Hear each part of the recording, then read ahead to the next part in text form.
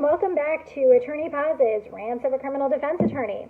This week, I want to talk about court dates and what happens when multiple jurisdictions want a piece of your hide at the same time on the same day. So, as you all know, courts haven't been functioning in the way they were prior to the pandemic. For 7 months, nobody really wanted anything to do with you in court. They actually would turn you away from court if you tried to go. But now, all of a sudden, Judicial up in Hartford is issuing all of these scheduling orders to order criminal defendants into court onto a 2 o'clock docket in all the jurisdictions. So, and they're doing this in relatively short notice.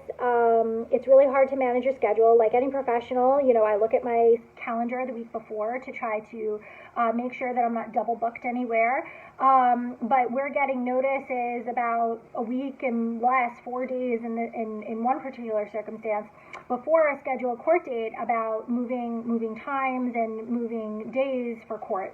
And then what happens when you are double booked on a particular day is usually you'd file a continuance request. So, I get a notice for 2 separate jurisdictions. I can't be in 2 places at once. I can't split myself in half. So you got to pick one, and you file a continuance request in the other and try to get it scheduled for another day when you're available.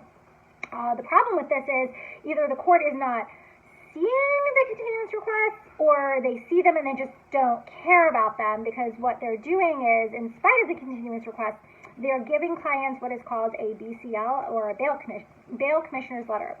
A bail commissioner's letter is a not so subtle reminder that you need to go to court or the court can order you rearrested. It says right on the top, you missed your court date.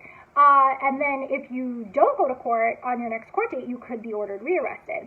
Now, when your clients get this letter and you've already told them, hey, listen, I moved your court date, don't worry about it, they obviously get upset, understandably, that they get this threatening letter. Now, when you have this letter in your file, if you don't show up to a subsequent court appearance, the court opens the file and says, oh, she has a bail commissioner's letter in her file, I'm going to order you rearrested.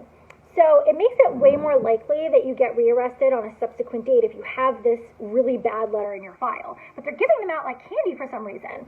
So in this particular circumstance, I have a client that has gotten a prior BCL because the court either didn't see or ignored my my continuance request for this prior date that I wasn't available. And so today they have her scheduled.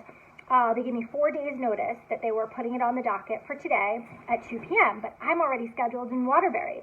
So I filed a continuance request, but now I don't trust them to see it or grant it or do the right thing by it. So now I have to go to Waterbury first and then go to New Haven afterwards just to make sure this client doesn't get ordered rearrested, obviously through no fault of her own. So that's what's happening with the private defense bar. The judicial branch just doesn't care, doesn't look at motions for continuances, doesn't allow us to manage our docket, our schedule in any meaningful way, and has us running around the state to try to go to various jurisdictions in a single day. So that's my rant for the day. If you have any questions about that, please feel free to email me, Brittany@RomainAttorneys.com. And as always, take care, don't get arrested, and see you soon.